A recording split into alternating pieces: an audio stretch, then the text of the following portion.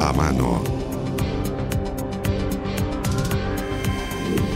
Tras visitar la comisaría atacada, el presidente Sebastián Piñera hizo hoy un llamado al Senado a aprobar las modificaciones a la ley antiterrorista, esta ley corta. Para profundizar en el tema nos acompaña el senador del Partido Socialista, José Miguel Insulza. Senador, bienvenido aquí a Canal 24 Horas. Muy buenas tardes, muchas gracias. A ver, parte de la discusión se ha concentrado justamente en esta ley antiterrorista, esta ley corta. ¿Es la solución para episodios como este? Primero yo quiero aclarar que esta ley estaba en tabla para ser votada el miércoles en el Senado, por lo tanto va a ser votada en la próxima sesión del Senado. Entonces el llamado al presidente también tiene que ver un poquito con la política, digamos, ¿no? No es que estuviera atrasada. Además, la Comisión de Constitución la aprobó hace 2 semanas. Hace 2 semanas, votos contra 2. Lo que pasa es que en realidad la agenda del Senado está bastante trabada, ya a mi juicio probablemente podríamos haberla adelantado, pero estaba adelantada. ¿Ya? Lo que pasa es que hubo un problema con él.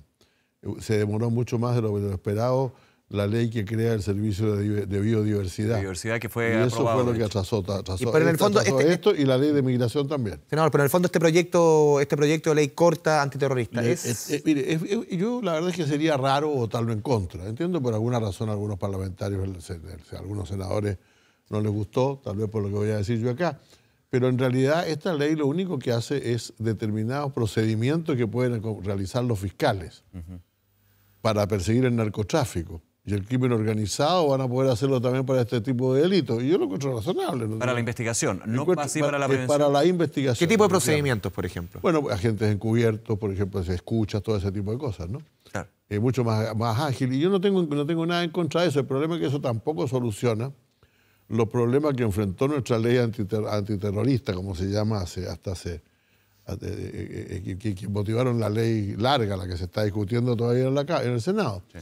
Porque realmente esa ley tuvo dificultades porque fue incluso cuestionada desde el punto de vista internacional por la Corte Interamericana de Derechos Humanos, que ordenó, ustedes recordarán, hace pocas semanas, la Corte Suprema dejó sin efecto algunas sentencias falladas en virtud de lo que fueron las críticas a la ley antiterrorista. Eso se invocaba en distintas querellas. Eso hay que corregirlo. Y además yo creo que vale la pena hacer una discusión que cuando se hizo en la OEA, antes que yo llegara, para no hablar antes que yo llegara, se hizo una discusión después a raíz de los atentados del 2001, entre lo que se llama existencia de terrorismo y de acciones terroristas. En el sentido de decir, miren, hay países en los cuales cada cierto tiempo ocurre algo y se califica eso como una acción terrorista. Pero no es que el país esté afectado de terrorismo. Entenderlo cuando es un hecho aislado. Claro, y en este esto caso, no es Colombia de alguna forma. En Colombia había bien interesante, porque en Colombia más bien siguieron la ruta de la ayuda internacional. Cuando más terrorismo había en Colombia era en los años 90. Y sin embargo ellos hablaban de narcotráfico porque la plata estaba para parar el narcotráfico. Después del 2001 la plata estaba para parar el terrorismo, entonces a pesar de que la guerrilla ya no hacía tanto terrorismo, se cargaron a cuestionarla como terrorista, digamos. Entonces eso, como digo, pero lo importante aquí es que no digamos que el país, mire, este es un país que realmente tiene una muy buena imagen internacional, está bien, funcionando bien, con todos los problemas de delincuencia que tenemos y todos los problemas de económicos, está mucho mejor que otros países. ¿Por qué lo ponemos en el mismo saco que Afganistán o que Colombia? Pues diciendo que un país que está lleno de terroristas. No está lleno de terroristas. Hay gente, y ahora, sin embargo, voy a decir otra cosa. Sí. Hay que apurar esta ley, pero hay que apurar también la ley sobre inteligencia y revisarla. Y vamos un poco a eso. Porque no se sabe nada de estos grupos. Pues. Es que ese es el tema, porque si uno habla de la ley antiterrorista es la investigación, el proceso ya posterior al hecho. Sí. Aquí lo que se está apuntando es a la inteligencia. Exacto. A su juicio. Eso. ¿Qué pasa con la ANI? Porque ayer hablábamos con el senador Arboe, hablaba de que es una agencia que finalmente obedece más bien al gobierno de turno porque se fijan puestos más bien políticos que tengan. No es tanto eso, no es que sean puestos políticos. Yo creo que hay gente que ha hecho un trabajo. Lo que pasa es que ellos no tienen un servicio. Ellos coordinan. O sea, la ANI no tiene agentes. No tiene gente en terreno. No tiene gente en terreno. Ellos reciben la información que les entregan carabineros, investigaciones y lo que se llama, comillas, la información residual de las Fuerzas Armadas. Se supone que las Fuerzas Armadas hacen una operación de inteligencia fundamentalmente para asuntos que tienen que ver con la defensa nacional. Buen chileno sirve de poco. Y de pronto descubren cosas que le puede servir a la persecución del crimen organizado, de las actividades terroristas o de la trata de personas, el narcotráfico. Entonces, yo creo que se requiere revisar esto. Yo nunca he entendido por qué este país no puede tener un servicio civil de inteligencia como tienen tantos otros países. ¿La historia le pesa? ¿Es lo que sí, pesa, no, la historia pesa para dos lados. Pues. Pesa primero para que nosotros lo exijamos y pesa para que algunos se opongan porque están acostumbrados a que esto lo hagan solamente las Fuerzas Armadas. Pues. Entonces, efectivamente la ANI, que sucedió a otros intentos, empezó con una experiencia importante en esto, si mal que mal, en este país, y ahí sí podemos usar la palabra. En los años 90 hubo terrorismo. Pues. Había grupos armados que practicaban la violencia y que asesinaron bastante a algunas personas. Y eso fue desmantelado fundamentalmente con información civil. Eso no fue una información que hizo investigaciones ni Carabineros. Fueron civiles los que hicieron esa investigación y la desarrollaron bien. Bueno, necesitamos gente con el mismo tipo de conocimiento, que conozca el mundo en el cual se mueve, y eso no lo tenemos. Senador, hoy día prácticamente el 80% del presupuesto de la ANI se va en pagar personal. Bueno, claro. Eso en ninguna parte del mundo, en un organismo de inteligencia, funciona de esa forma. Yo pienso que debería tener tal vez, debería tener agentes también, debería poder colocar sus propios agentes.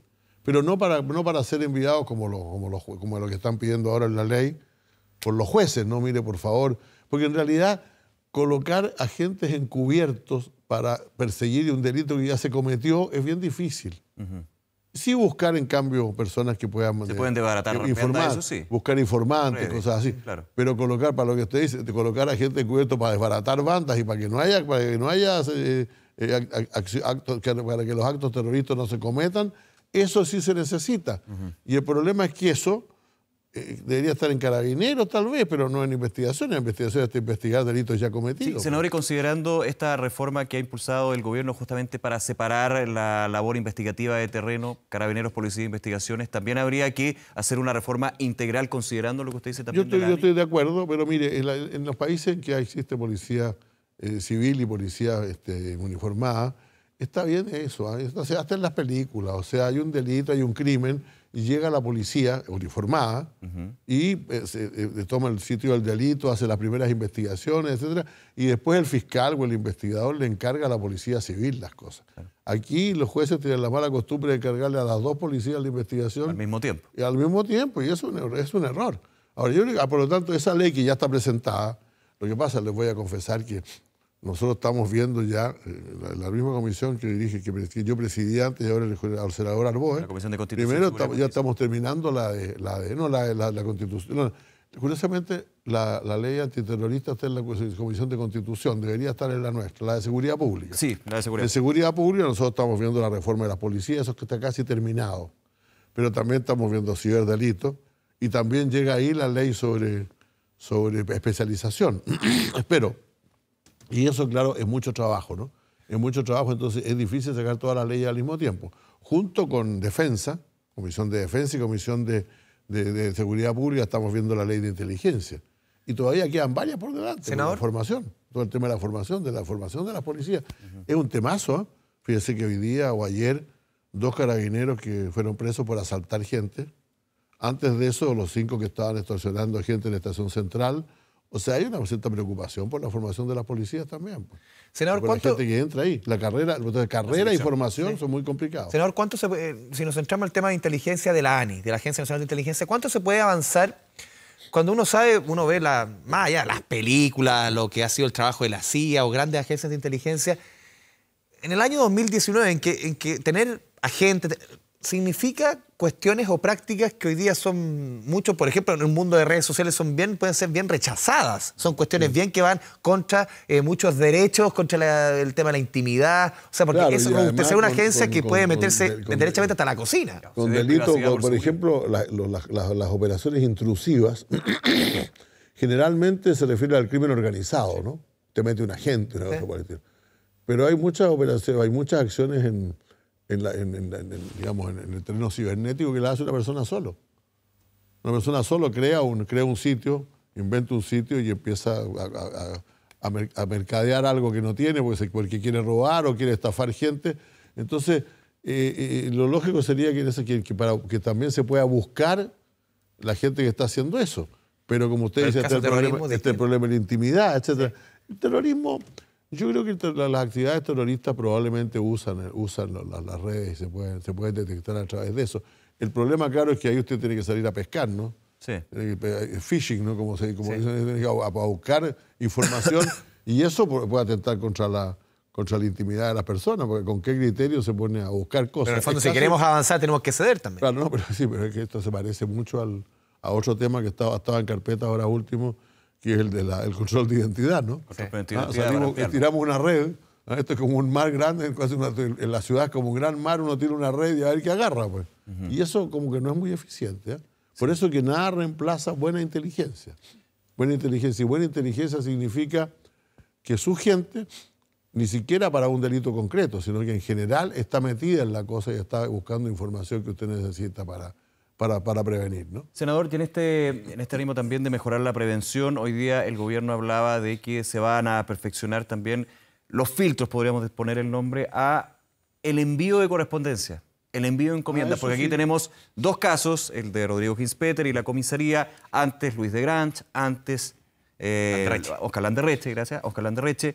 Entonces, claramente también estamos fallando desde el origen, cuando cualquier persona puede malintencionadamente enviar un paquete y que éste llegue al lugar. Al Congreso, por ejemplo, instituciones es razonablemente posible, probablemente requiere un gasto el que las empresas que repartan paquetes tengan que responsabilizarse de escanearlos antes para asegurar. ¿Las cosas que le llegan a usted al Congreso se revisan con minuciosidad? Yo no lo sé, en realidad. Le confieso que a mí me llegan sobres. Y nunca he tenido, le confieso, nunca he tenido un sobre sospechoso. Generalmente son hojas, no son papeles, traen membrete de alguien conocido, etcétera. Pero yo creo que, cuando el Congreso recibe paquetes debería escanearlos todos. Y este episodio seguramente puede levantar... Yo espero que sea así, pero es que eso es como obvio, ¿no? O sea, si usted tiene pero parece que suena como obvio, pero...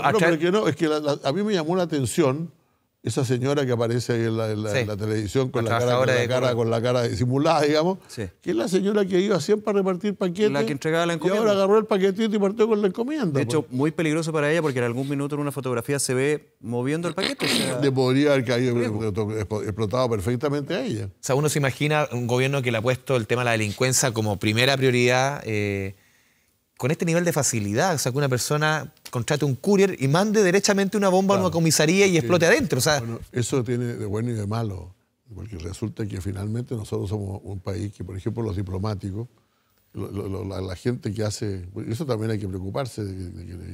Las embajadas califican como un país de muy bajo nivel de peligrosidad.